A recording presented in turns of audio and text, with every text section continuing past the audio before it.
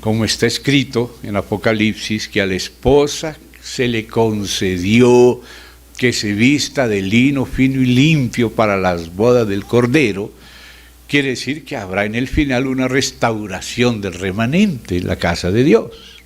Así que los libros de la restauración y de la edificación de la casa son libros que tienen una triple lectura por los mismos libros. La primera lectura es la lectura gramático-historia. Fueron cosas que sucedieron en el tiempo de Zorobabel, en el tiempo de Yeshua o Josué o Jesúa, hijo de Josadac, en el tiempo de Esdras, Nehemías y antes de los profetas Ageo y Zacarías, que fueron los profetas que Dios usó en ese tiempo, cuyo ministerio era para cooperar con la restauración de la casa, cooperar con Zorobabel y con Jesúa y con el remanente. Entonces esa es una primera lectura de esos dos libros proféticos o profetas del retorno que son Ageo y Zacarías. La primera lectura es una lectura para su participación en esa época. Pero resulta que en la Biblia se nos habla bien claramente, y esto yo sé que algunos hermanos lo tienen claro, pero voy a permitirme leer para que tengan los otros hermanos que no lo han tenido claro, que son más nuevos, tengan la oportunidad de tener siempre presente esta enseñanza hermenéutica de la propia Biblia, del propio Espíritu Santo, para entender por qué hay más de una lectura. Hay una lectura gramático-histórica, pero también hay una lectura alegórica, hay una lectura profética, hay una lectura arquetípica, o sea, cuando una cuestión sucede, puede ser una situación parecida en el futuro que aparezca, por lo tanto los principios de tratamiento de una situación semejante o análoga se aplican también en esas situaciones parecidas. Entonces es una lectura analógica, análoga, donde cosas semejantes se tratan con lo que ya fue tratado cuando apareció por primera vez. Entonces, y lo profético es porque está mostrando lo que va a suceder en el futuro semejante a lo que sucedió en el pasado. Entonces es una lectura profética. Y la gramática histórica es cuando leemos lo que fue histórico. Pero note que en la Biblia hay una lectura no solo de lo histórico sirve para descubrir la analogía, la profecía, y también lo que estamos diciendo ahora, la profecía, la analogía de la situación de los principios semejantes. Entonces, les ruego que tengamos presente la siguiente parte que está en el libro del Eclesiastés. Salomón le pidió al Señor sabiduría para poder servir al cuerpo, al pueblo de Dios.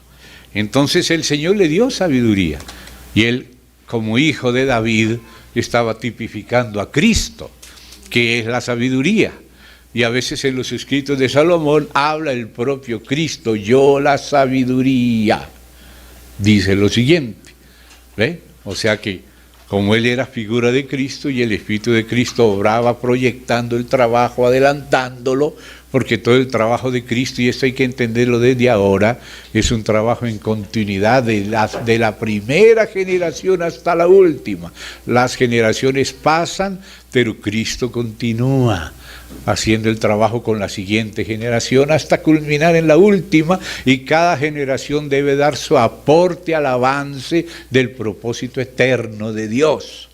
Amén. Entonces en ese avance, que es como subir una escalera de caracol, es como cuando tú vuelves a pasar en una nueva oportunidad por un punto semejante, pero un poquito más avanzado. En la casa de Dios, como hemos estudiado, la escalera no es así directa, sino que es en caracol, como quien dice, vuelve y juega, vuelve y juega. Hay una nueva actitud, una situación parecida a la anterior, pero un poquito más elevada. Por eso es en caracol, por eso se repiten las situaciones parecidas o semejantes o análogas. Amén. Entonces aquí dice Eclesiastés capítulo 1, los que puedan verlo en su Biblia, dicen los versos 9 y 10. ¿Qué es lo que fue? Note, ¿qué es lo que fue? O sea, lo que fue lo que aconteció en el pasado. ¿Pero qué es? Es solamente un acontecimiento pasado y no tiene nada que ver con el futuro, no tiene implicaciones en el plan de Dios, no tiene repercusiones, no tenemos ninguna lección que aprender de lo que fue. Sí, mire lo que fue. ¿Qué es lo que fue? Lo mismo que será. O sea que en el futuro se va a repetir la historia. Así que tenemos que aprender de la historia para no caer en los mismos errores del pasado. Cuando una situación semejante o análoga acontezca, ¿qué va a acontecer? Lo mismo se va a repetir porque la naturaleza humana es la misma, porque el propósito de Dios es el mismo, porque Satanás también sigue peleando la suya a la manera de él. Así que las situaciones se van a repetir y las del pasado nos enseñan cómo enfrentar las del presente y del futuro, porque lo que fue es lo mismo que será. ¿Se da cuenta? Esa frase ya dice mucho y ahora vuelve el Espíritu y dice, ¿qué es lo que ha sido hecho? Lo mismo que se hará. ¿Por qué? Porque el ser humano es el mismo. Satanás es el mismo y sobre todo el Señor es el mismo ayer, hoy, por los siglos. Por eso la escalera en caracol de la casa de Dios es en caracol. Léalo en Primera de Reyes 6, ahí lo vas a ver. Entonces luego dice, y nada hay nuevo debajo del sol. O sea, de pronto empiezan a acontecer cosas, pero ya parecidas acontecieron en el pasado, y si aprendemos a sacar provecho de la historia, ya estamos bien entrenados con el olfato. Ya cuando empiezan a suceder ciertas cositas, usted empieza a ver cómo se empieza a tender la trampa, el avisado del mal y se aparta. Huye como gacela del que arma lazos, pero el que no sabe ni que le están armando lazos no se da cuenta. El avisado ve el mal y se aparta, pero los simples pasan y llevan el daño porque no están avisados, porque no están entrenados, porque no han aprendido las lecciones de la historia. Pero el que ya las ha aprendido, ya pasó por cosas semejantes, o por lo menos ya vio cómo la palabra y la historia muestran lo que ha pasado, cómo fue que se fue haciendo, entonces ya tienes la sensibilidad para no comerse todo el huevo cuando huele feo. O sea, como decíamos la vez pasada, y solemos decirlo muy a menudo, no es necesario comerse todo el huevo para saber que está podrido. Cuando usted ya conoce a qué huele un huevo podrido, con un olorcito dice, este huevo está podrido, yo esto no me lo voy a comer. Pero el que no, piensa que es queso gruyère. Y resulta que no era. Piensa que era cañandonga. Y no era cañandonga, era huevo podrido. Entonces por eso hay que aprender la sensibilidad con tiempo. Y para eso Dios hace que las cosas se repitan. Entonces dice así, nada hay nuevo debajo del sol. ¿Hay algo de que se puede decir, he aquí, esto es nuevo?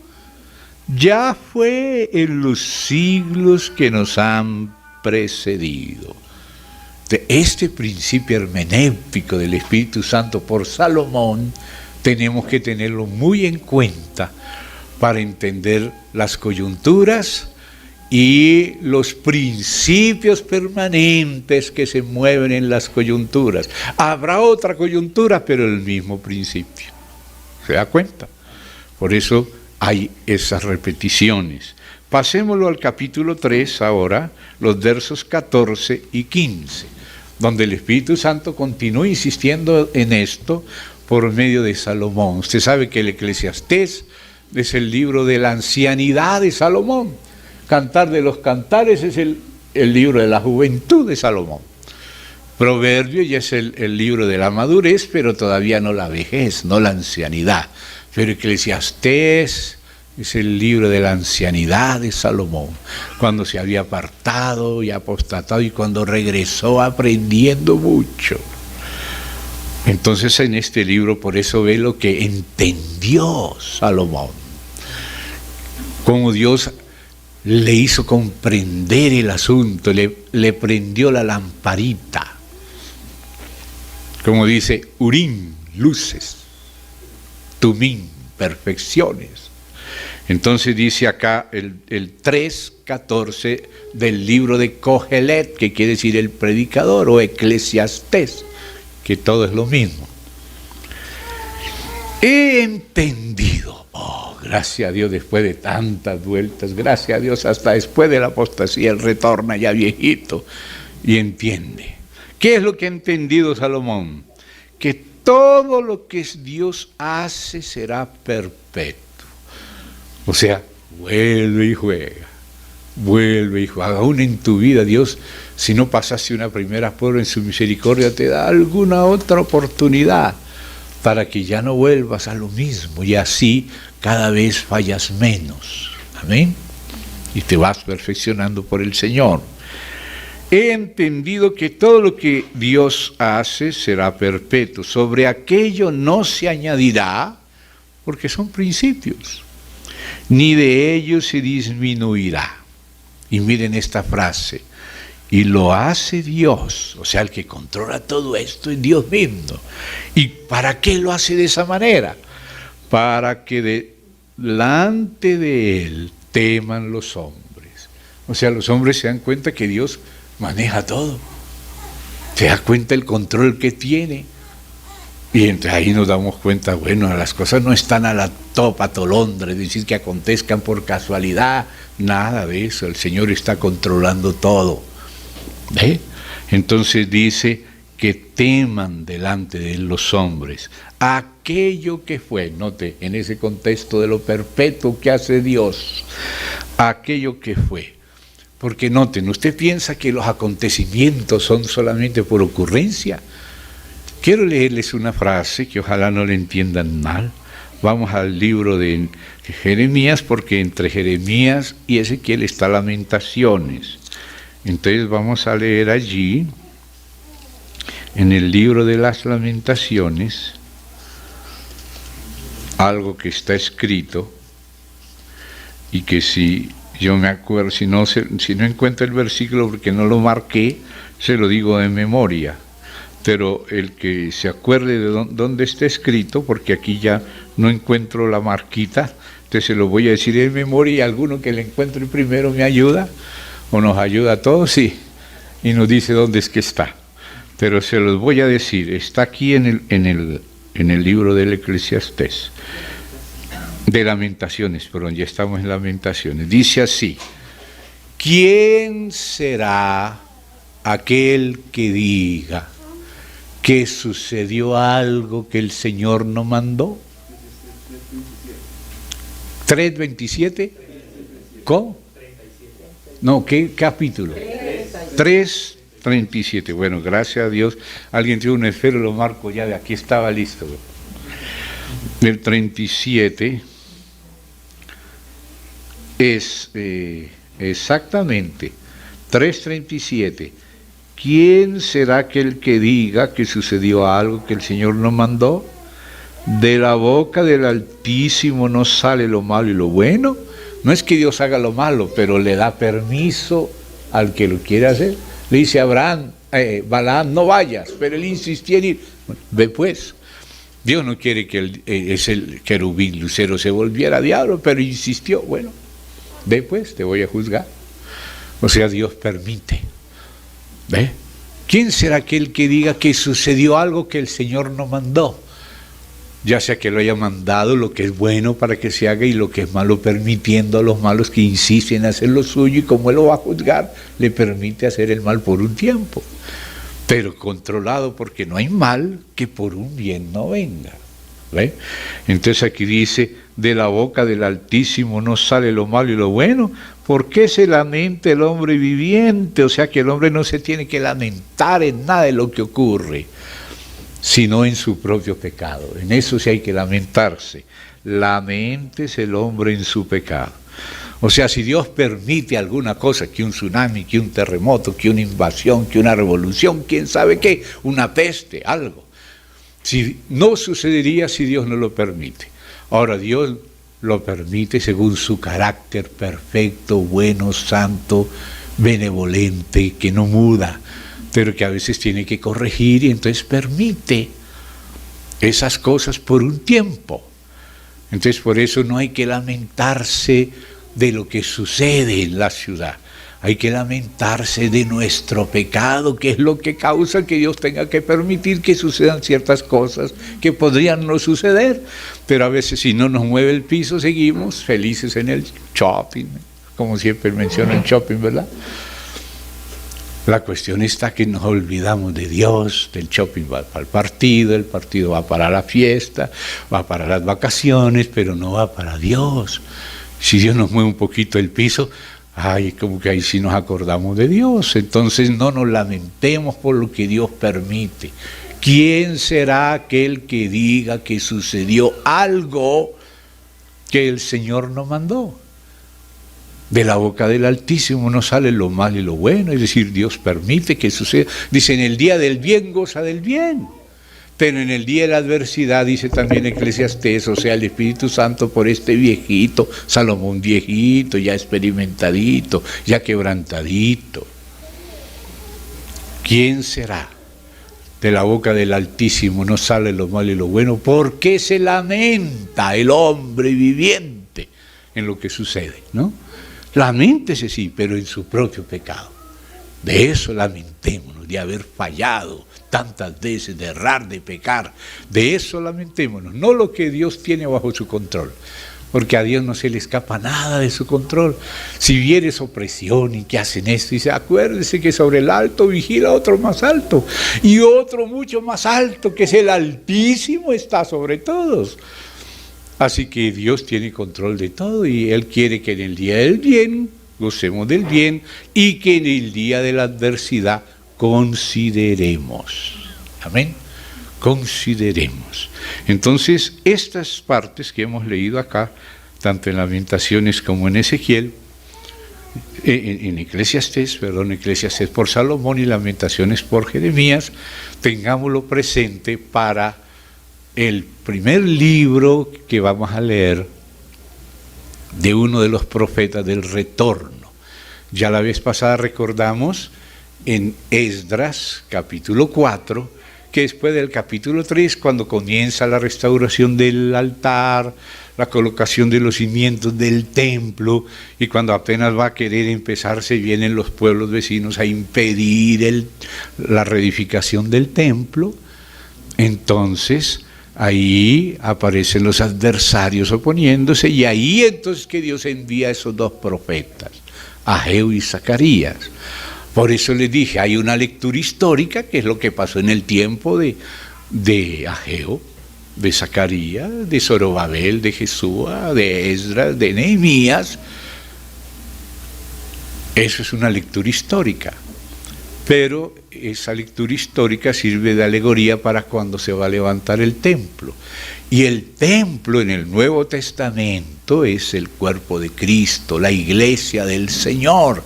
La restauración de la iglesia del Señor está tipificada, simbolizada en estos templos.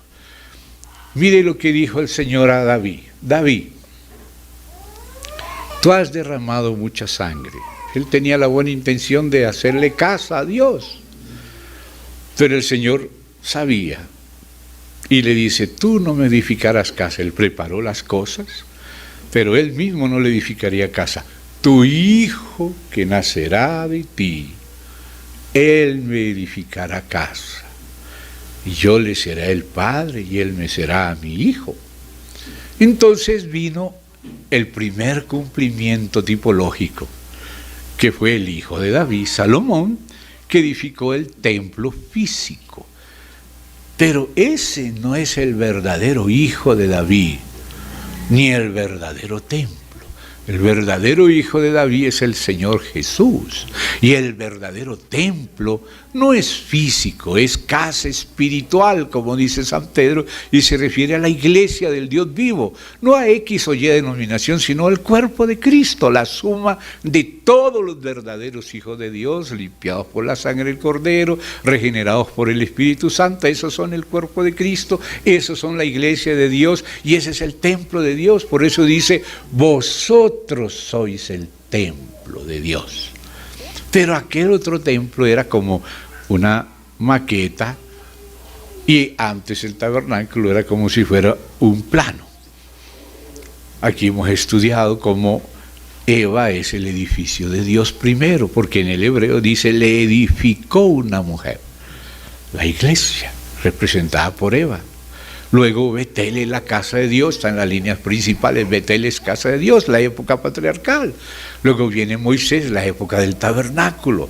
O sea que ahí va pasando de unos bosquejos a un plano, y luego viene el templo real edificado por Salomón, pero luego viene la dispersión, y luego viene la restauración en el tiempo de Zorobabel, ¿se da cuenta? Y luego cuando llegue el tiempo del Señor Jesucristo, viene el verdadero templo espiritual, las arras en espíritu. La iglesia como el verdadero templo, Cristo como el verdadero Cordero, el Espíritu Santo como el verdadero aceite, la cruz como el verdadero altar de bronce. O sea, se va pasando.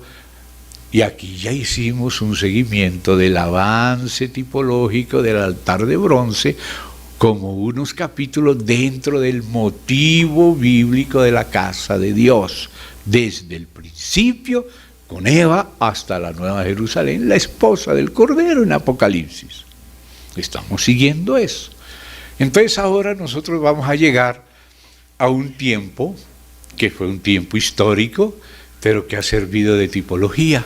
Pablo leía de Abraham, de Sara, de Agar, de Ismael, de Isaac, y aunque esa era una historia real, que al leer esa historia tenemos que interpretarla en primer lugar de manera gramático-histórica, es una historia que aconteció, pero Pablo dice, con los ojos abiertos, esta es una alegoría.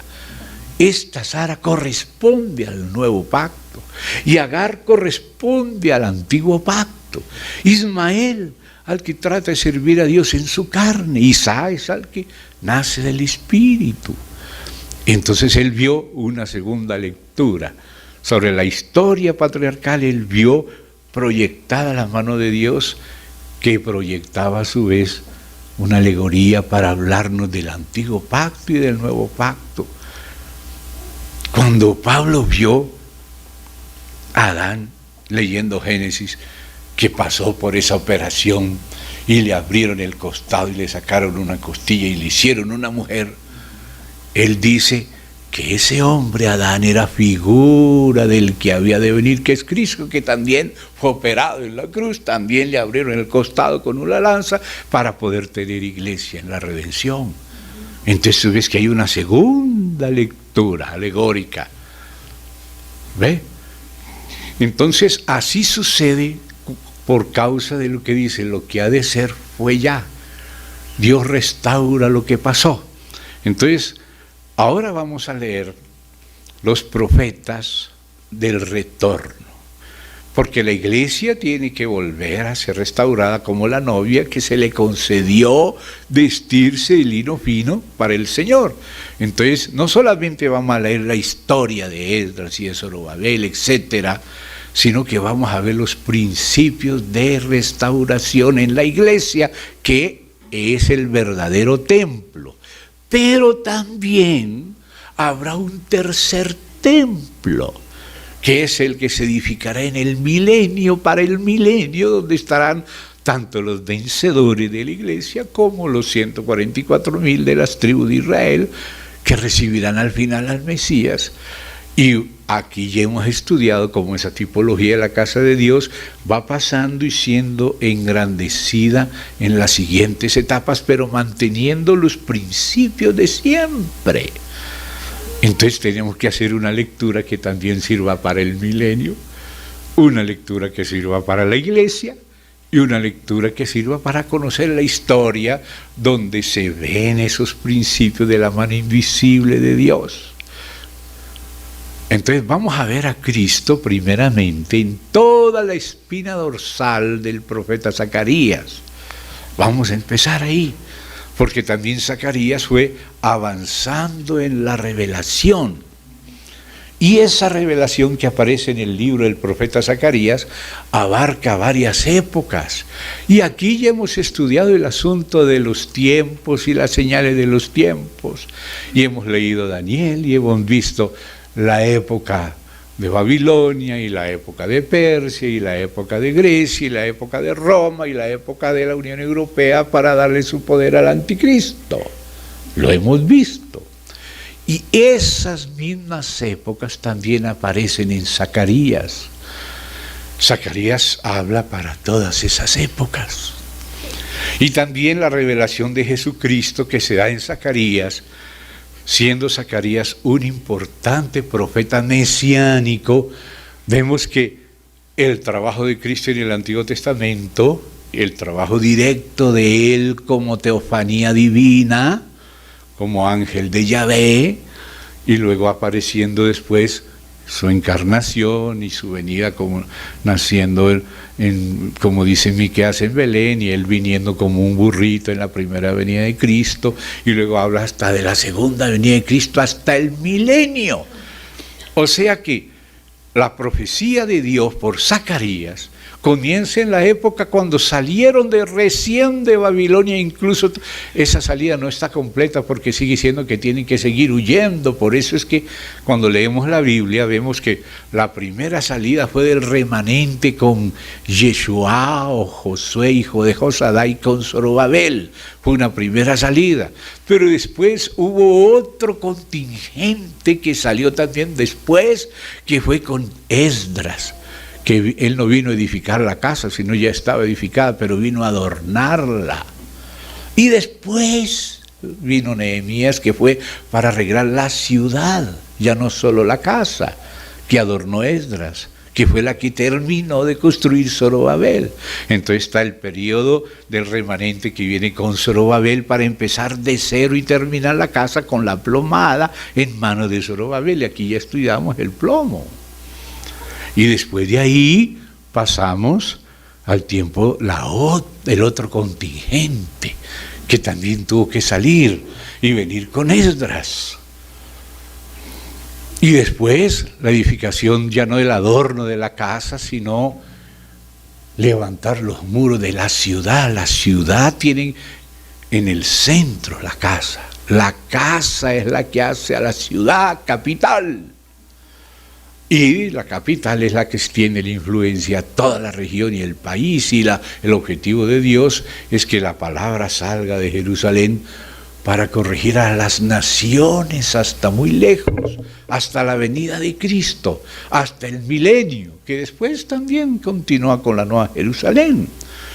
Entonces nos vamos dando cuenta cómo la escalera va subiendo, va pasando de Eva a Betel, de Betel al tabernáculo, del tabernáculo al primer templo, del primer templo al segundo, y del segundo a la iglesia, y de la iglesia al tercer templo y al milenio, y de ahí a la Nueva Jerusalén, la casa siendo edificada. Pero empieza en lo más pequeño, las líneas maestras, y luego vienen a los huesos, se le ponen los músculos, a los músculos los nervios, a los nervios la piel, a la piel los vellos, las cejas, las pecas, los lunares, en fin. Y así todo está relacionado, toda la Biblia es el trabajo de Cristo. Y la columna vertebral o la espina dorsal es el avance de Cristo, que es el ecónomo del Padre, el representante, el mensajero del Padre, el testigo del Padre, el realizador, porque el Padre lo hace todo con el Hijo. No hay nada que el Padre haya hecho solo. Él lo puede hacer solo, pero Él no quiso. Todo lo ha hecho con el Hijo. En el principio era el Verbo, ya era en el principio. Y el Verbo era con Dios y era Dios. Nada de lo que ha sido hecho fue hecho sin el Hijo. Entonces aquí lo que tenemos que ver es qué hizo el Hijo. Y cómo el Hijo fue avanzando de tiempo en tiempo, hasta el cumplimiento de los tiempos en el reino definitivo final, pero que ha sido edificado por el Padre, con el Hijo y el Espíritu, que dijeron: hagamos al hombre a nuestra imagen, conforme a nuestra semejanza, y señoree. Eso que está haciendo Dios, el Padre no lo hace solo, lo hace con el Hijo, y el Espíritu tampoco actúa solo, ni habla por su propia cuenta, sino lo que oye del Padre y del Hijo. Y Él es el que obró en el pasado y está obrando hoy, y cada generación tiene que ser fiel a su generación. Y también aquí nos muestra toda la espina dorsal de la obra del Hijo, desde la época en que está gramático-histórica y que está viviendo Zacarías en el tiempo de Zorobabel y de Salatiel, hijo de Salatiel, y tiene que hablarle y animar, y aquí vamos a ver cómo le anima, con visión le anima.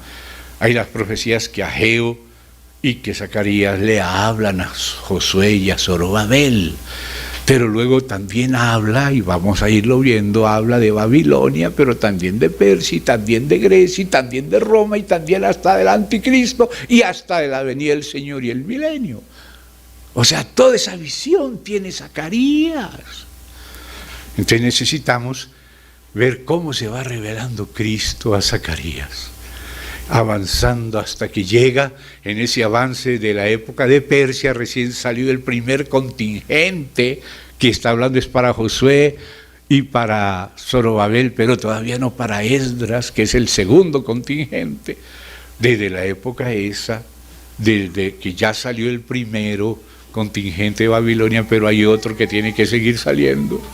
Y cómo entra en el periodo o kairos de Persia, como dice, el orden de los tiempos y los límites de la habitación de cada pueblo, de cada llamada civilización, que Dios llama bestia, porque la civilización es la Trinidad Divina en la iglesia, y en el reino de Dios es la civilización. Lo demás es un parto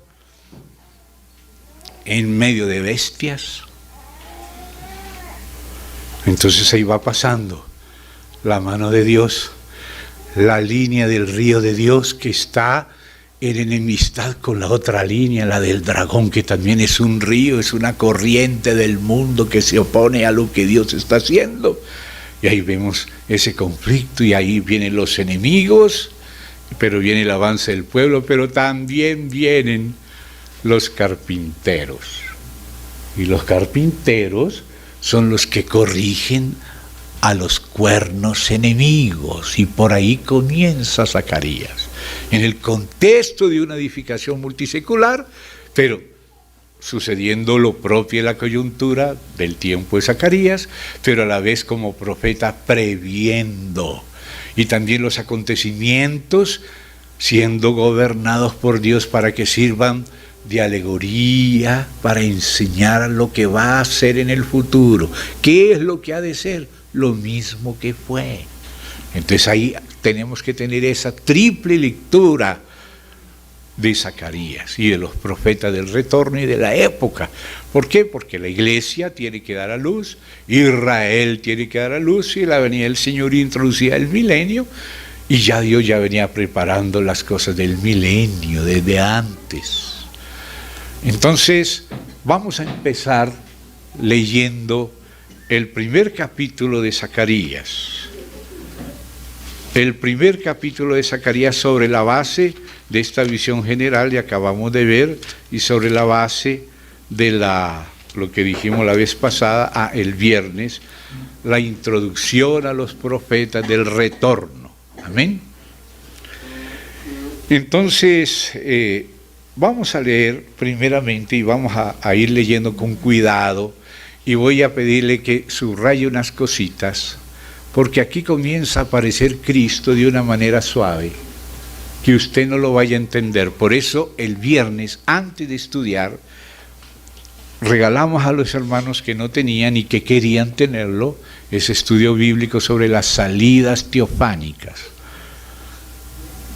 tal como aparece en Miqueas esa expresión, las salidas del que sería el Mesías pero que eran salidas desde el principio, desde los días de la eternidad, de la antigüedad. Siempre que Dios se aparecía, era a través de aquel mensajero llamado el ángel de Jehová, el ángel de su faz, el ángel del pacto, que decía ser Dios, y se le llamaba también Jehová, como en Éxodo 3:14, cuando se le apareció el ángel de Jehová en una zarza a Moisés. Pongan atención a esto, hermanos, para que no lo entiendan mal y entiendan bien Zacarías.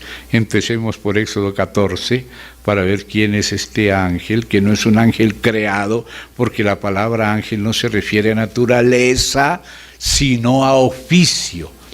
Si usted oye la palabra carpintero, es un oficio. Si oye la palabra arquitecto, es un oficio. Puede ser hombre el arquitecto, puede ser mujer. ¿Ve? Y así también sucede con la palabra mensajero. Hay una palabra que en el hebreo es malak, que se traduce al griego ángelos, que quiere decir ángel, y que es el significado mensajero. Entonces, si es una paloma mensajera, es una paloma mensajera. Pero puede ser un mensajero humano, como cuando Jesús envió a sus discípulos a prepararle la cena ya donde una persona que ya estaba escogida, y ellos iban al ver un hombre con un cántaro, que era raro porque antes eran las mujeres que llevaban cántaros. Pero el Señor ya sabía, ya había hecho ese arreglo, ya se los dijo: vayan a tal parte, y cuando vean a un hombre que va con un cántaro, segundo el hombre que sabía que esos eran los discípulos, pero como era tiempo de persecución, se puso el cántaro, y esa era la señal para ver en qué casa era donde iba a ser la reunión para la Santa Cena. Entonces los apóstoles vieron la señal, un hombre con un cántaro, y llegó y le dice: ¿dónde va a ser la cena con mis discípulos? ¿Ve? Esos que fueron enviados por el Señor, cuando tú lo lees en el idioma griego, son llamados de ángelos, o sea, ángeles. No eran ángeles de naturaleza como Gabriel o Miguel o los millares de ángeles de ese mundo celestial creados por Dios que existen, pero sí tenían el mismo oficio que ellos, eran mensajeros de Dios. ¿Ve? Entonces aparecen los ángeles de las 7 iglesias. Claro que hay ángeles celestiales que cuidan las iglesias, pero también hay personas enviadas para transmitir el mensaje de Dios a las iglesias. Escribe al ángel de la iglesia: yo conozco tus obras y tal, y le habla a las iglesias. Un mensajero, por eso algunas versiones: dile al mensajero de la iglesia en Éfeso o en Esmirna, etcétera, hasta la Odisea, y a todas las iglesias. Luego aparece los ángeles celestiales, como los que sabemos que aparecen, el ángel de la guarda, los guerreros, los de adoración, en fin. Pero también el Hijo de Dios, que es divino, que no es un ángel creado, pero sí tiene el oficio de ser el mensajero, el representante, la aparición de Jehová. Es el ángel de Yahvé, que es el mismo Cristo, y que es el que dijo que Él era el Dios de Abraham, de Isaac y de Jacob. Y aquí ya lo hemos estudiado, y por eso antes de empezar a estudiar Zacarías, donde vamos a profundizar en eso, le pedí a los hermanos que leyeran el estudio anterior sobre las salidas teofánicas. ¿Quiénes ya lo tienen? ¿Quiénes lo tienen? Levanten la mano los que lo tienen. Y de los que lo tienen, ¿quiénes ya lo han leído? Un poquito menos. Bueno, les ruego que lo lean. Los que no lo tienen lo pueden conseguir gratis, si hay algunos acá, o si no en casa, podemos traer ahora después del almuerzo, ¿no? Para que lo estudien, para que les sirva de base a lo que hoy al respecto se va a profundizar en Zacarías. Amén. En Zacarías.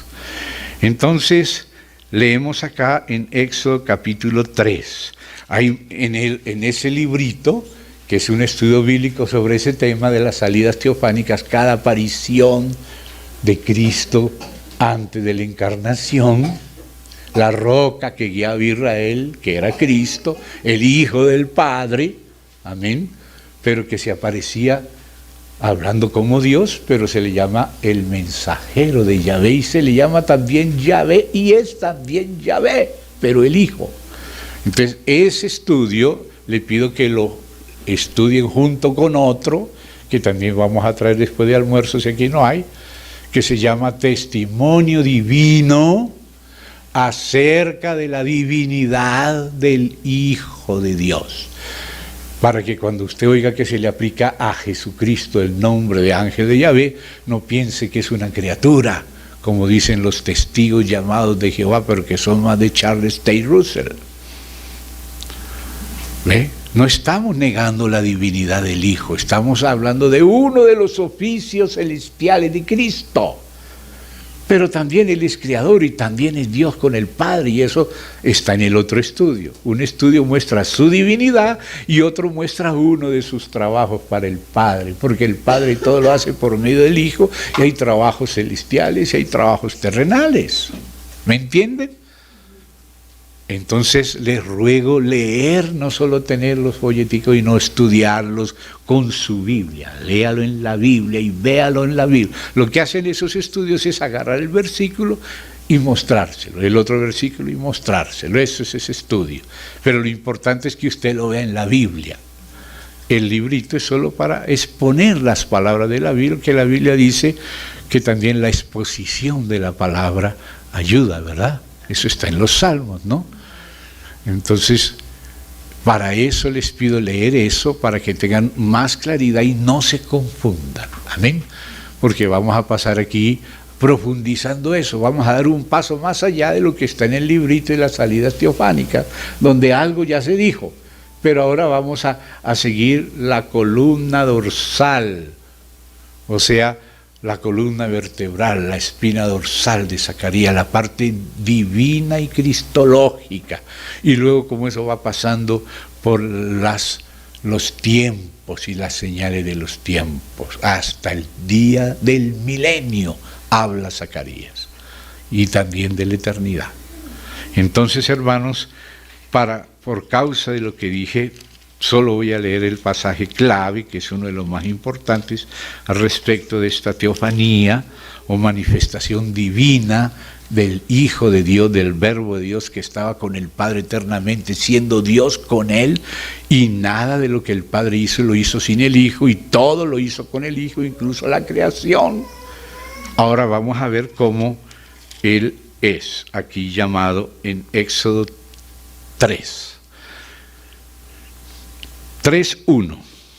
Apacentando Moisés las ovejas de Yetro su suegro, sacerdote de Madián, llevó las ovejas a través del desierto y llegó hasta Horeb, monte de Dios. Como esto se escribe después que sucedió, ya se le llamó monte de Dios. ¿Dónde? Donde se le apareció el ángel de Jehová. Se le llamó monte de Dios. ¿Por qué? Porque el ángel de Jehová era la aparición de Dios. Mírela, aquí lo sigue diciendo. Y una aparición de Dios es una teofanía. Y por eso hablamos de salidas teofánicas, o sea, manifestaciones de Dios. Cuando se aparecía, aunque a Él nadie lo puede ver, se aparecía no en toda su gloria, sino hasta donde podían aguantar. Como Moisés quería verlo en toda su gloria, dijo: Moisés, no me verá hombre y vivirá, así que voy a tener que esconderte en la roca herida, voy a taparte, solo voy a pasar mi espalda. Y casi se muere Moisés, casi se muere, y a la vez empezó a brillar, reflejar la gloria de Dios, pero no la podía ver directamente. Y por eso cuando Manoa y su esposa vieron, dijeron: uy, ahora vamos a morir porque hemos visto a Dios. Digo, no, si Él nos quisiera matar no se nos hubiera aparecido, porque Él se aparece hasta donde puedes aguantar, porque toda su gloria nadie ha visto jamás a Dios. Pero Moisés lo veía cara a cara, pero no en toda su gloria. Solo vio la palma escondiendo el resto de su gloria y casi se muere. ¿Me entienden? Lo que es una teofanía es una aparición divina a través del Hijo, pero no en toda su gloria, sino hasta donde pueden soportar los hombres. Pero entonces esta es una de las más importantes y donde queda más claro que el ángel de Yahvé es el mismo Yahvé y es el mismo Hijo de Dios. no un ángel creado, sino una manifestación restringida de Dios, una teofanía. Entonces, léanlo conmigo, a ver quién se le apareció. Y se le apareció el ángel de Jehová, o de Yahvé. Y este de es una palabra que el español le agrega. Realmente, el original hebreo dice Malak Yahvé, o sea, el ángel Yahvé. O sea, Yahvé como el mensajero del Padre, el Hijo, el Verbo que estaba con Dios y era Dios, que salió muchas veces y al fin se encarnó como Jesús, pero que no es sino el mismo Dios, pero el Hijo. Y vean que es Dios. Miren cómo habla este ángel. Se le apareció el ángel de Yahvé en una llama de fuego en medio de una zarza, y él miró y vio que la zarza ardía en fuego y la zarza no se consumía. Entonces Moisés dijo: iré yo ahora y veré esta gran visión. ¿Por qué causa la zarza no se quema? O sea, Dios no usaba nada de la zarza para brillar,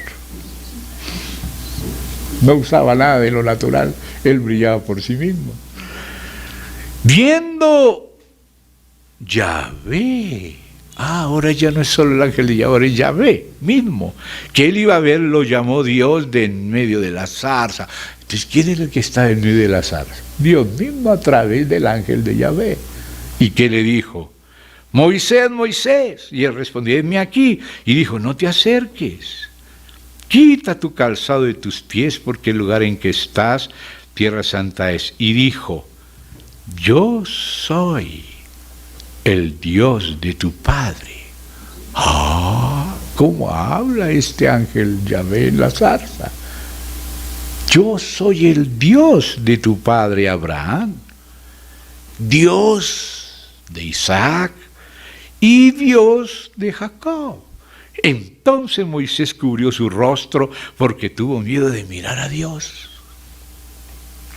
Y luego dijo Yahvé: bien he visto la aflicción de mi pueblo que está en Egipto, y he oído su clamor a causa de sus exactores, pues he conocido sus angustias, y he descendido. El que lo llena todo, que está todo en todas partes, como omnisciente, ahora tiene una aparición teofánica en la zarza, y por eso hice descendido. ¿Ve? Y dice así: he descendido para librarlos de mano de los egipcios y sacarlos de aquella tierra, una tierra buena y ancha, a tierra que fluye leche y miel, a los lugares del cananeo, del eteo, del amorreo, del fereceo, del heveo y del jebuseo. El clamor pues de los hijos de Israel ha venido delante de mí. Note quién es el que está hablando: Dios mismo. Y también he visto la opresión con que los egipcios los oprimen. Ven por tanto ahora y te enviaré a Faraón para que saque de Egipto a mi pueblo, los hijos de Israel. Entonces Moisés respondió: ¿y quién soy yo para que vaya a Faraón y saque de Egipto a los hijos de Israel? Y él respondió: ve, porque yo estaré contigo, y esto te será por señal de que yo te he enviado. Y también es la señal para todos los apóstoles. Por eso Pablo, en la segunda a los Corintios, habla de la señal de apóstol. ¿Cuál es la señal de apóstol? Que lo envió y las cosas no estaban hechas, pero Dios las hizo por medio de él. Y cuando las cosas ya estaban hechas, esa era señal de que Dios lo había enviado a Pablo y también a Moisés. Por eso se habla en la Biblia las señales de... Hoy mucha gente quiere llamarse apóstol, pero no ha fundado ninguna iglesia,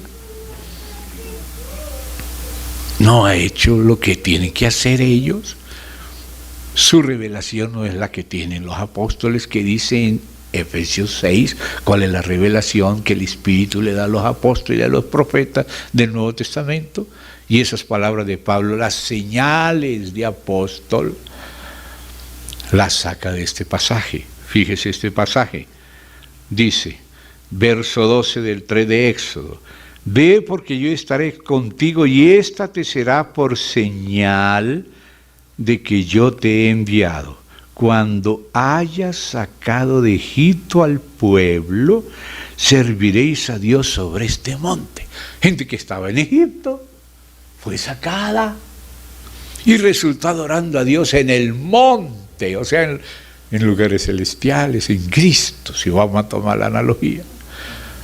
Esas son las señales de apóstol.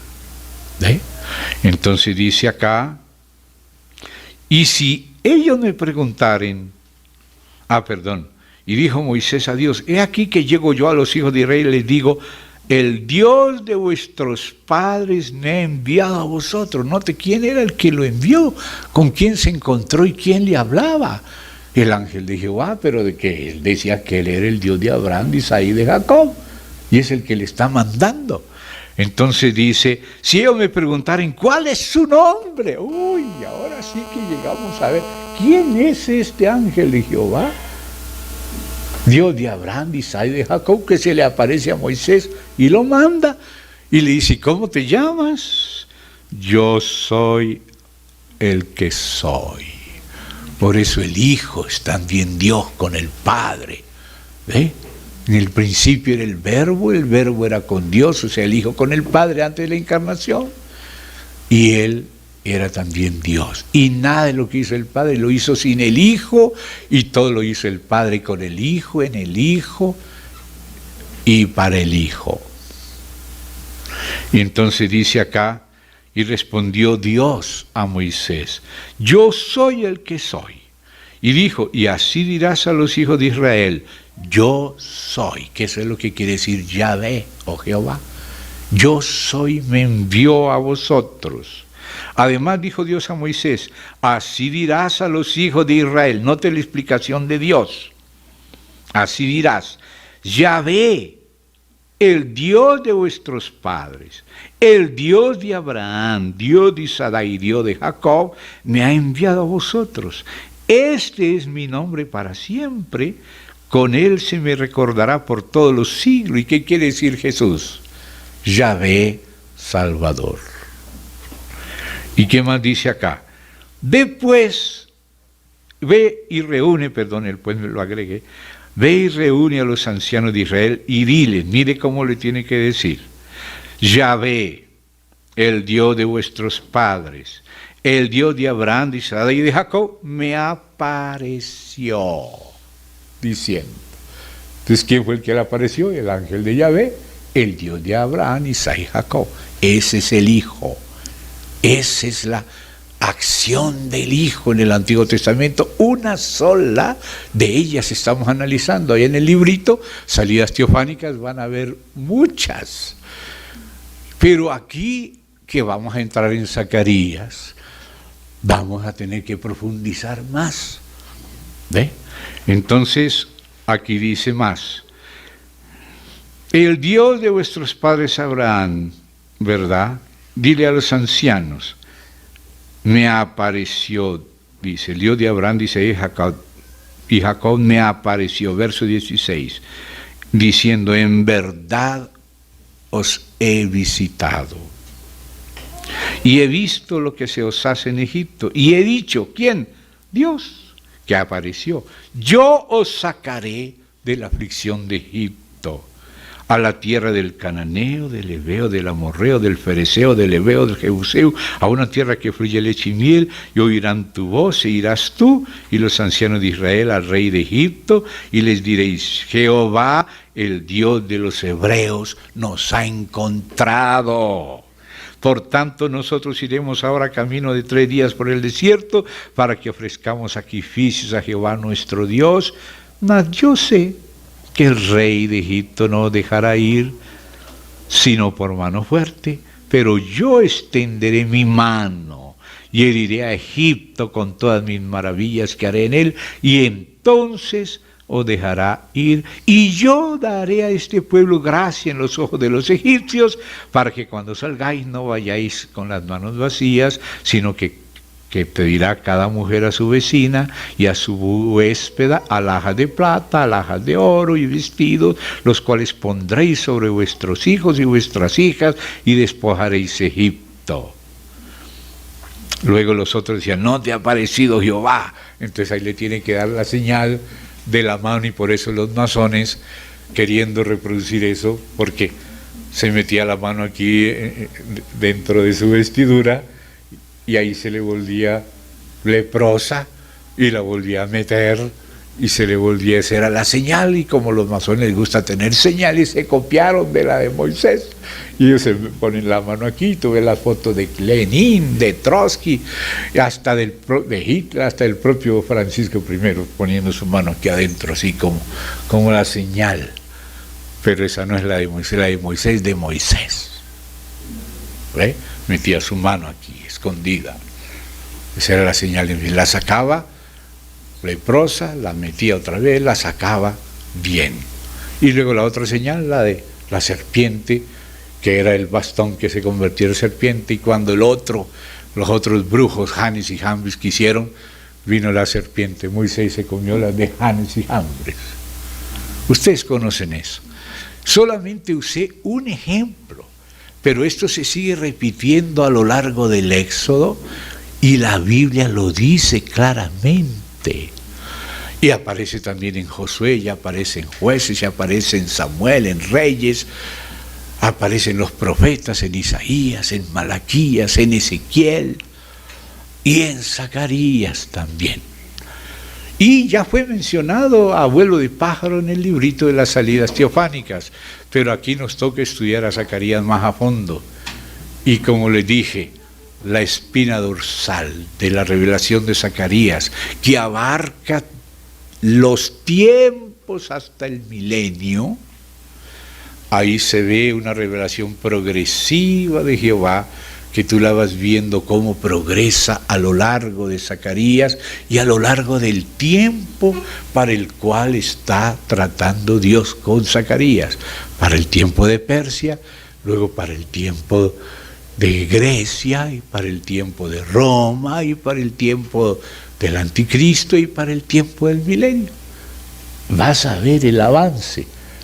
Apenas estamos introduciéndonos, pero era necesario lo de al viernes y lo de hoy. Entonces ahora sí, hermanos, vamos para el libro de Zacarías y vamos a ver el capítulo 1, donde empieza algo que tenemos que leer con cuidado, porque el problema nuestro es que leemos casi sin cuidado, no invocamos al Señor, le pedimos que nos enseñe, nos confiamos solamente en nuestra mente natural, y si leemos a toda, a veces para cumplir un deber. Ya leí el capítulo que me tocaba hoy, ya lo cumplí a toda carrera.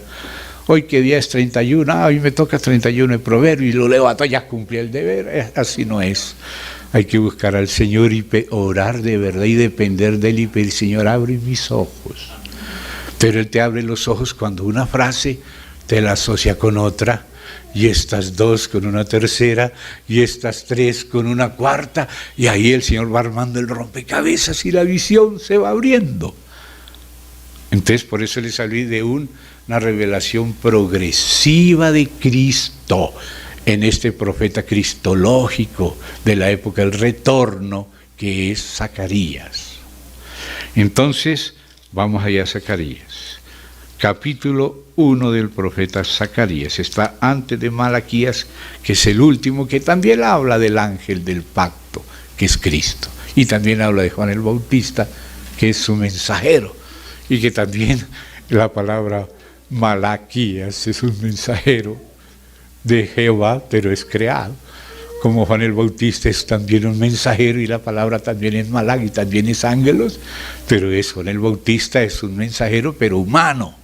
Malaquías es un mensajero humano, pero Gabriel es un mensajero no divino, pero angelical, creado.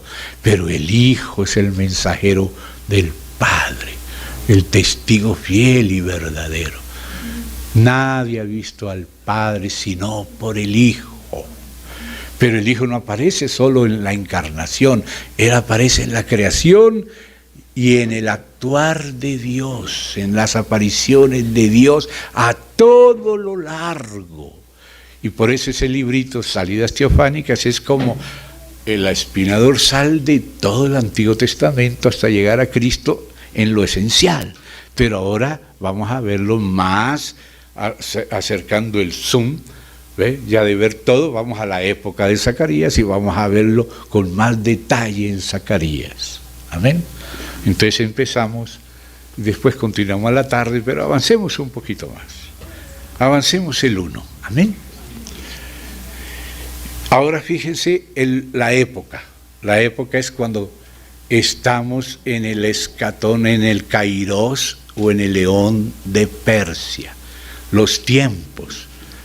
¿Ve? Los tiempos, llegado el cumplimiento del tiempo, cada cosa tiene su tiempo. Dios cambia los tiempos quitando reyes, aquí quitó a lo de Babilonia y puso a lo de Persia para que empezara la primera migración del remanente a Persia. Todavía falta más migración, la de Esdras, que es el segundo contingente. En el 8º mes, o sea el mes de Bul, segundo mes del año segundo de Darío, este es Darío el persa, Darío Histaspes, o sea que está hablando, como dice Esdras 3, que Dios levantó a Ageo y a Zacarías para apoyar a Zorobabel y a Josué para comenzar la restauración de la casa de Dios en Jerusalén. Porque el Kairos de Babilonia tenía el propósito de cocinar el remanente durante 70 años. Entonces Dios le dio 70 años a Israel dentro de Babilonia porque ellos habían provocado a Dios a ira. Ahora Dios los corrigió, ahora Dios usó el cautiverio, la diáspora, ¿verdad? Que es distinto al retorno. Hay tiempo de esparcir piedras. Eso fue en Babilonia, tiempo de recoger piedras, eso fue en Persia. ¿Ve? Entonces aquí se cambió del tiempo de Babilonia al de Persia. Ahí estamos en plena mudanza de los tiempos, Dios quitando reyes, poniendo reyes, y cuando usó a Darío el Medo, que vencieron a Babilonia, y luego Ciro el persa, que dio la orden de que se restaurara la casa de Dios en Jerusalén, y ahí fueron primero Josué y Zorobabel y el remanente del pueblo, y después fue Esdras con otro contingente. Esa es la mudanza de Kairos. Después se muda de Persia para Grecia. Babilonia era como aquella cabeza de oro en Nabucodonosor, como aquel león, y después Persia era como los brazos de plata de la estatua que vio Nabucodonosor y Daniel interpretó, pero que después en el capítulo 7 ya no era un león sino un oso.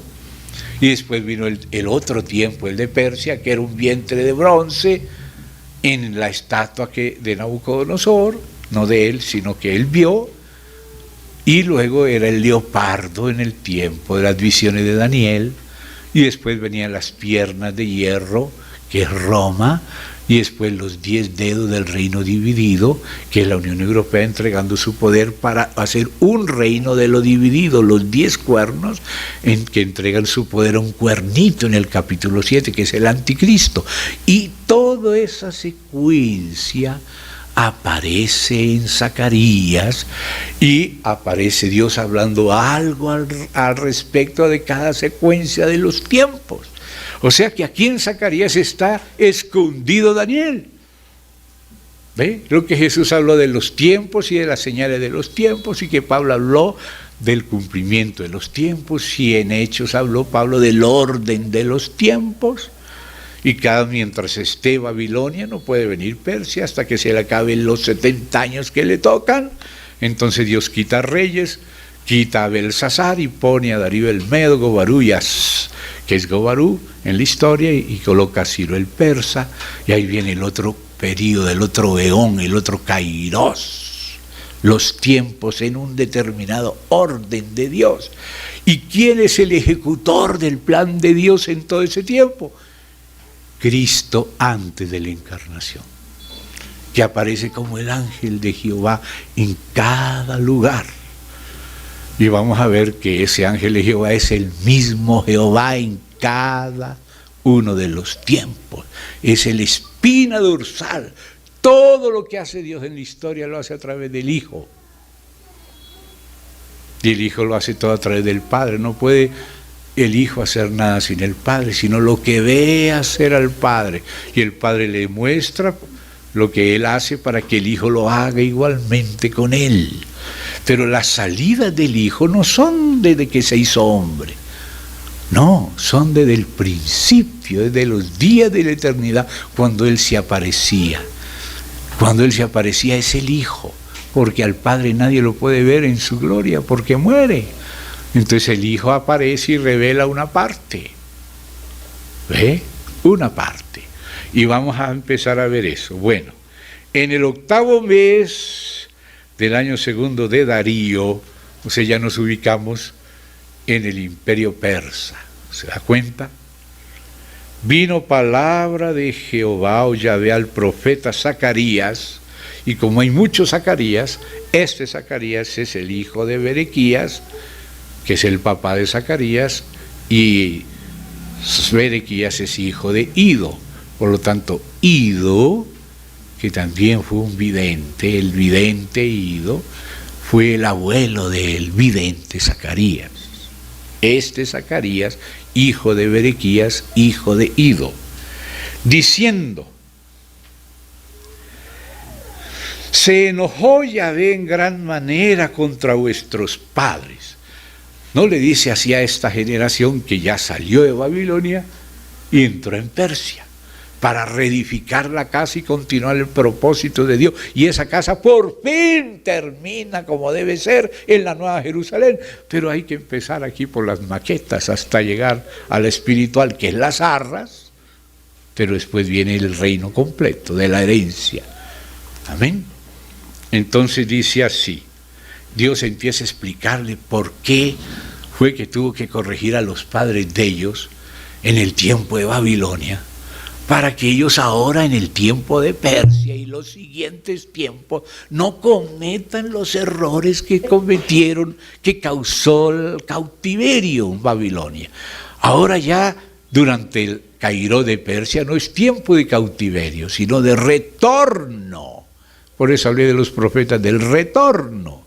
Pero esa palabra retorno tiene un sentido primario, gramático, histórico de aquella vez, pero ahora estamos esperando otro retorno, el del Hijo de Dios. Y ellos hablan de las dos cosas, hablan de la primera y la segunda venida de Cristo, no solo del tiempo de ellos. ¿Ve? Entonces sigamos con Zacarías. Diles, pues, ¿a quién?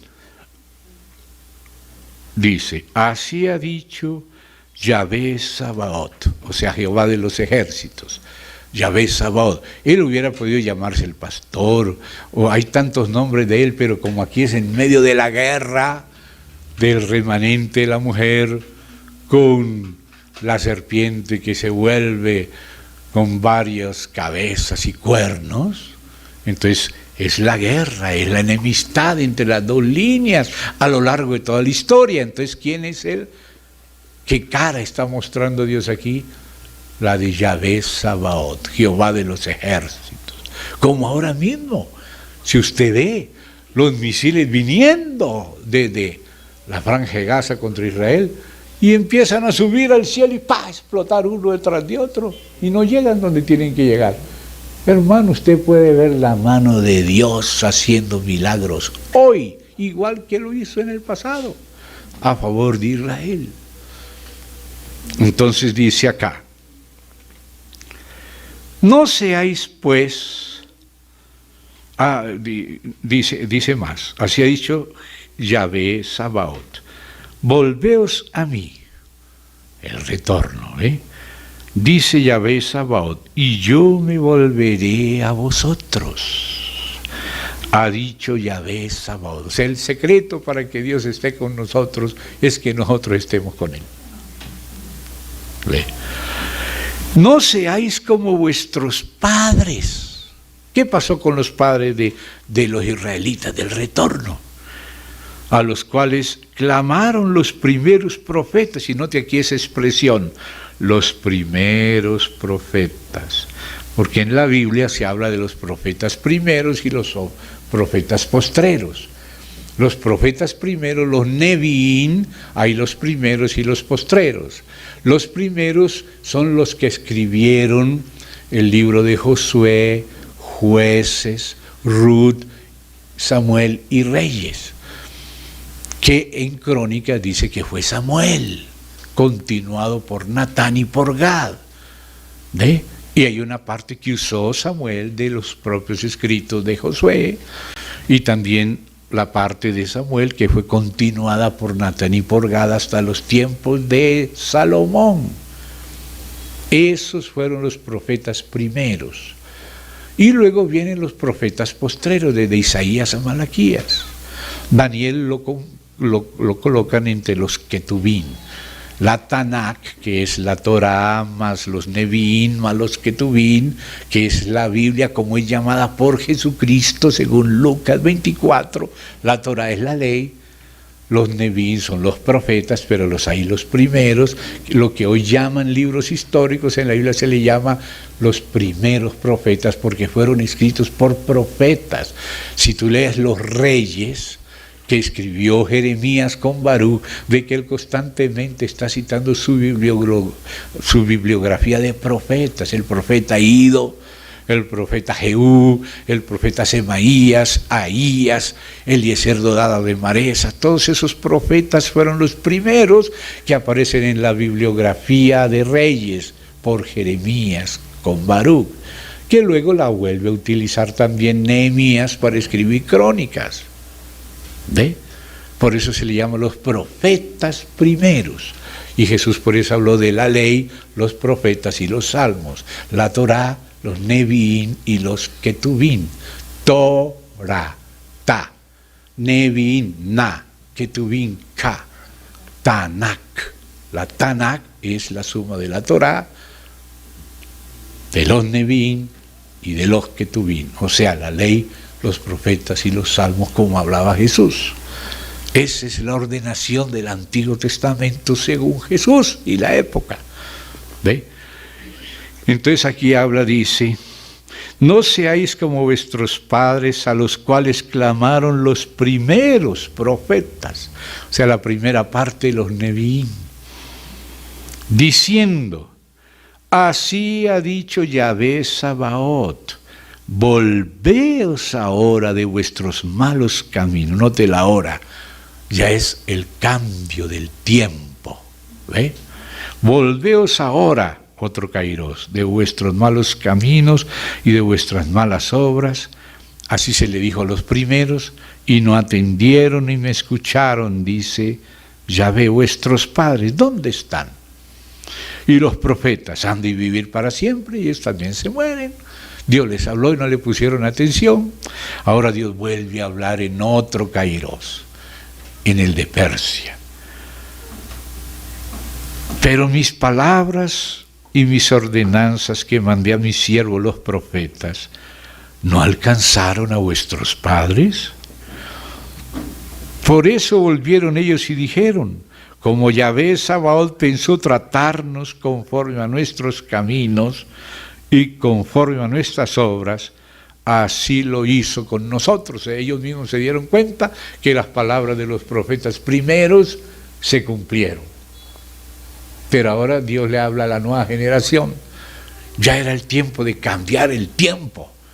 Ya los 70 años que había dicho por Jeremías que estarían bajo Babilonia ya se cumplieron en el tiempo de Daniel, y Daniel mismo estuvo un tiempo bajo Babilonia y otro tiempo bajo Persia. Y aquí también Zacarías está un poco más avanzado del tiempo que Daniel, o sea, más cerca a nosotros. ¿Ve? Y lo que él profetiza incluye lo que profetizó Daniel, y tú lo ves en la espina dorsal que vamos a ver, pero ya estamos viendo, ubicándonos dónde está. Está en el tiempo de Persia, refiriéndose a lo que pasó en el tiempo de Babilonia. Ahora ya Dios cocinó lo que tenía que cocinar al remanente, ya lo sacó, el primer contingente ya llegó, y luego se le están oponiendo a Zorobabel y a Jesús. Entonces Dios manda a Ageo y a Zacarías para ayudarle, y después viene el otro contingente con Esdras. ¿Ven? ¿Estamos viendo? Entonces ahora llegamos y le dice así. Me gustaría que ustedes, los más nuevos, o los que no estuvieron anoche, se fijen en el libro de Esdras, que está antes de Job, están Nehemías y está Esdras. Entonces vamos a marcar aquí y volveremos a Zacarías, pero para que capten más con seguridad este asunto. Antes de Nehemías está Esdras. Entonces, vamos a ver el capítulo 3 de Esdras. Mírelo, aunque sea no lo vamos a leer. Mire cuáles son los temas del 3. Restauración del altar y del culto, lo que está comenzando a suceder ahora otra vez en Israel, como fue antes, está volviendo a hacerlo. ¿No sabe la noticia de lo que está pasando en Jerusalén? Es justo en el 7º mes de Tanín, el del llamado Sukkot, que aconteció esto y está comenzando a acontecer otra vez. Pero ya no para la iglesia, sino para el templo del milenio. Luego la segunda parte dice colocación de los cimientos del templo. Antes de colocar los cimientos del templo, segunda parte de estas 3, había que colocar el altar en su sitio. ¿Y cuál fue la última ceremonia que hicieron? Hicieron una réplica del altar para irse entrenando en la parte, digamos, psicológica, hasta que lo hagan después en realidad. ¿Y qué sucedió? Se le opusieron los musulmanes. ¿Y qué es lo que viene aquí en el capítulo 4? Los adversarios detienen la obra. ¿Se dieron cuenta? Cuando Dios empieza a restaurar, los adversarios empiezan a oponerse. Pero ahí no termina el libro de Esdras. ¿Qué le sigue después a la oposición contra restaurar el templo? El capítulo 5, reedificación del templo. Si no importa la oposición, ellos lo van a restaurar.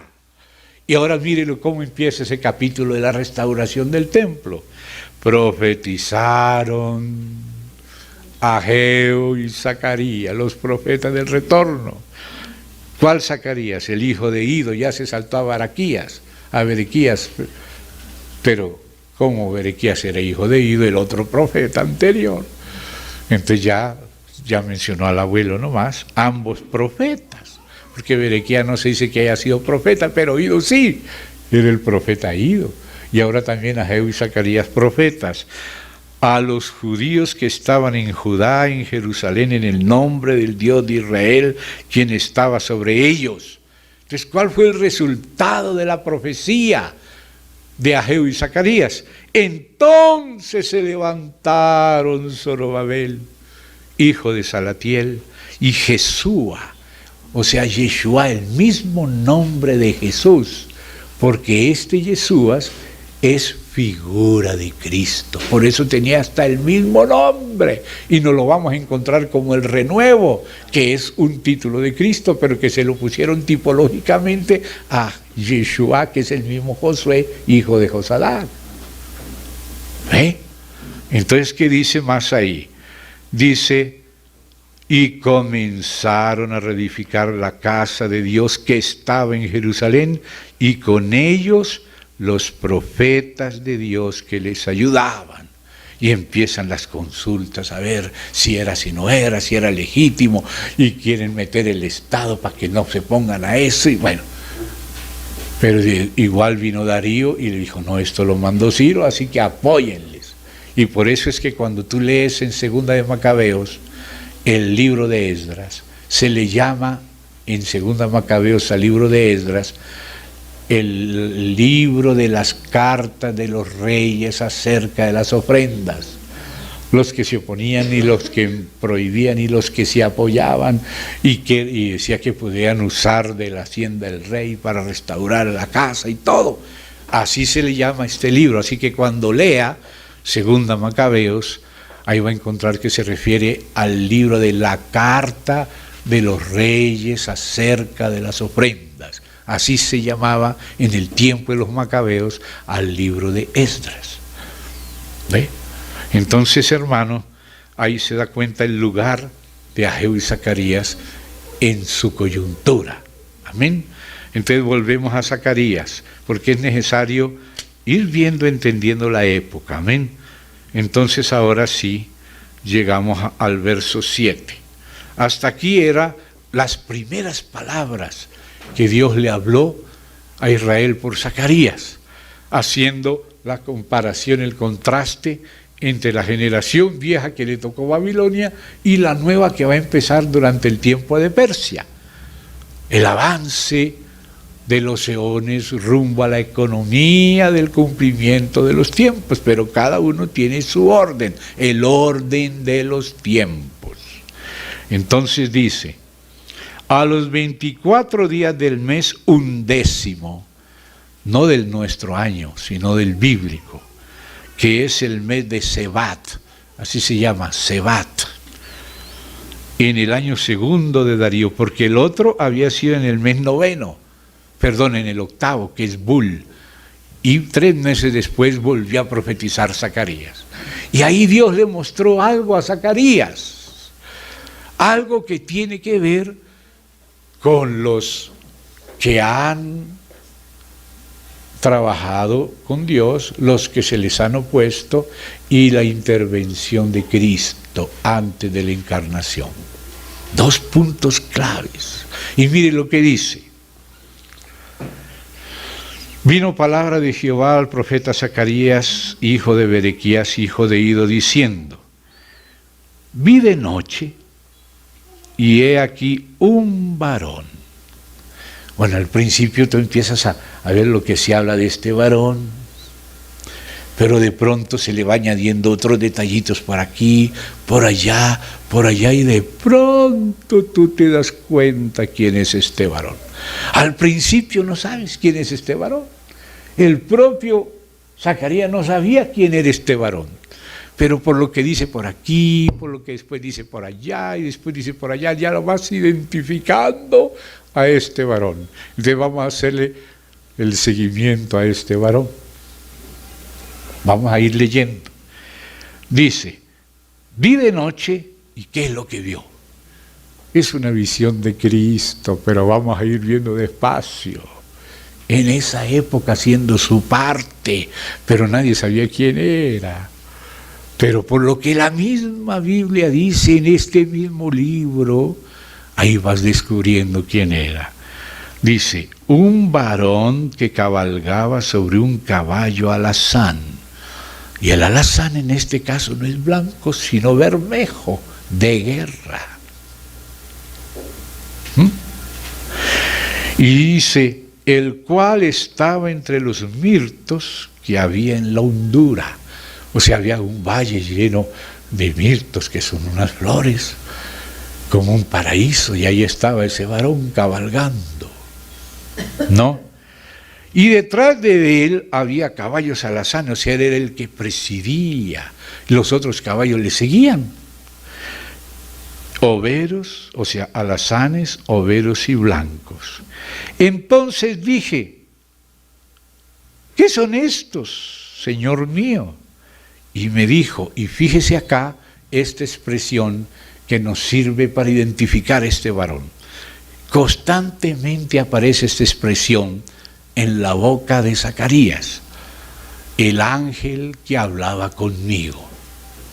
El ángel que hablaba conmigo.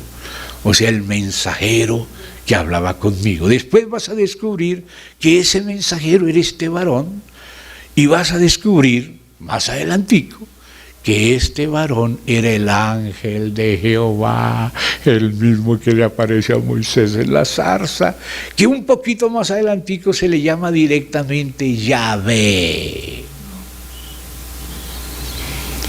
Y cuando se le llama Yahvé es porque en el pedacito anterior había mostrado que hay un Yahvé que envía y un Yahvé enviado.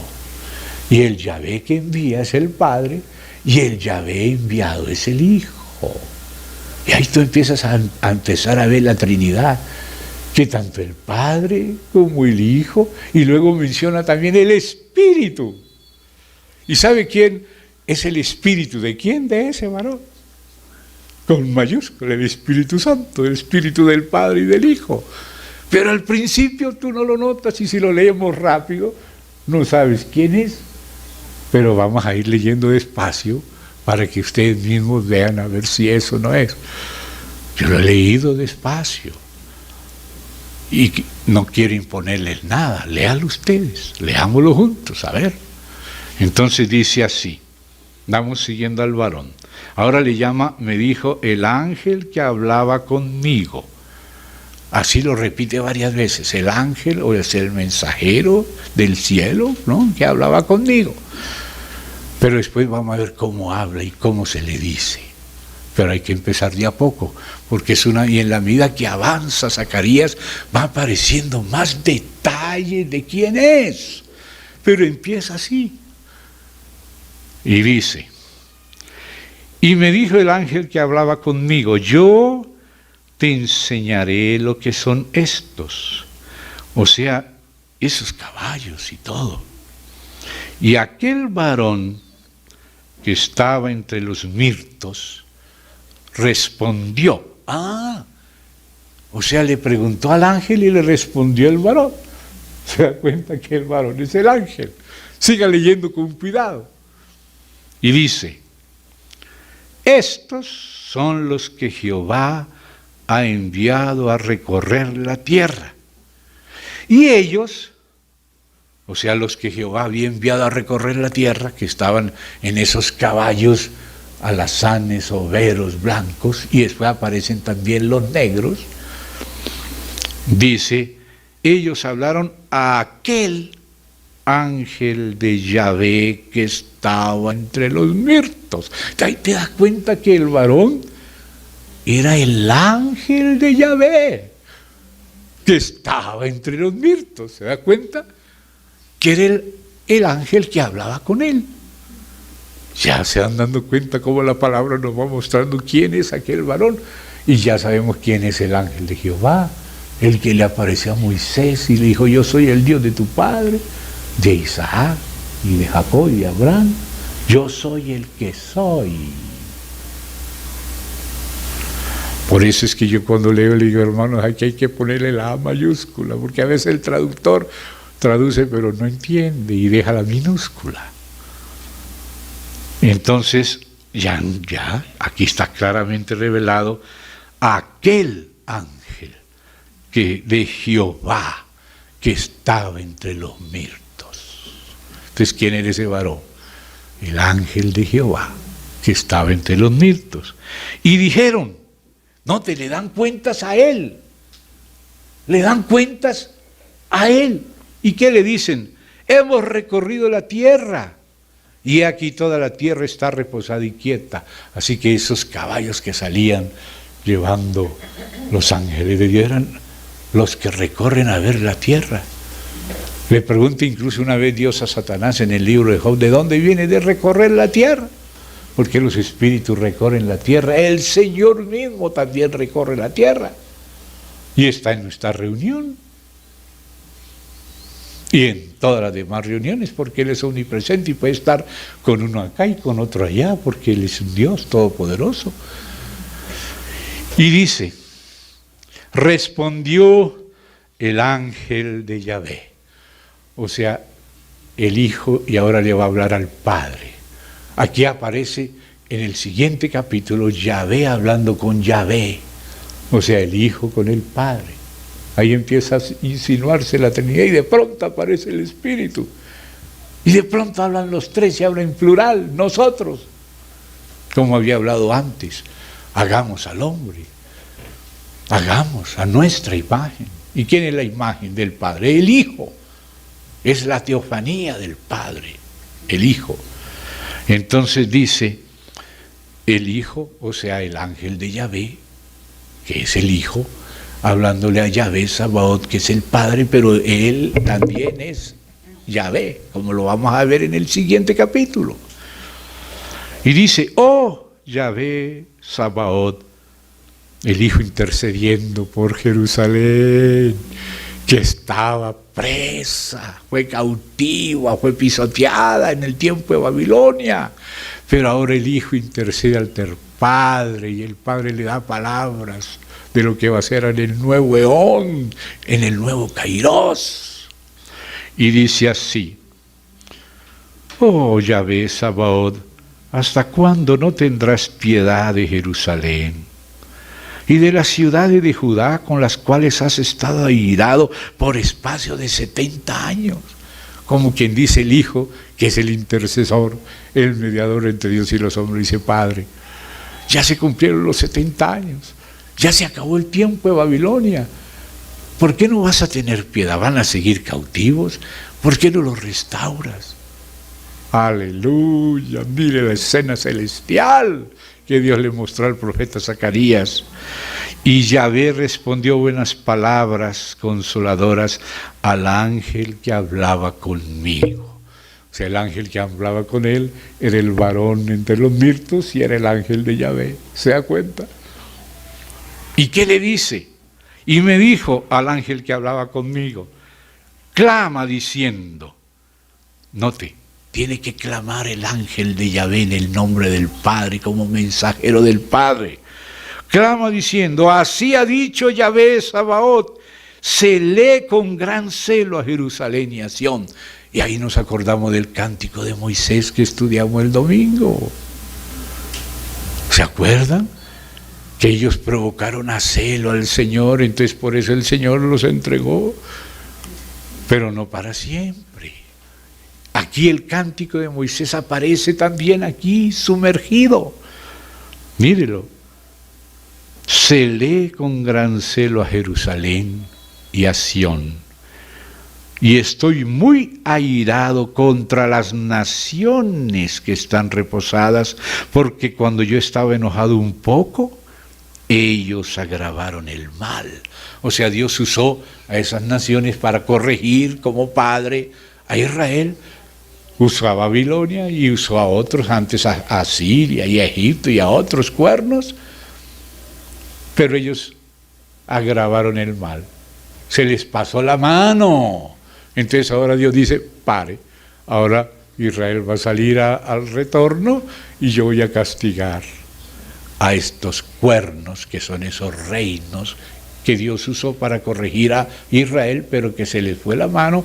Dios tiene 4 carpinteros para corregir a las naciones con las que Dios corrigió a Israel, pero se les fue la mano. Los carpinteros, ¿sabe qué?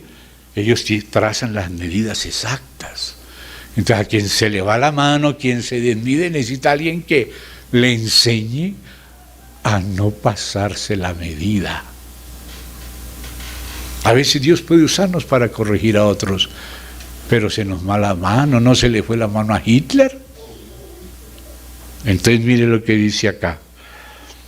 Dice: celé con gran celo a Jerusalén, verso 14, y a Sión, 15.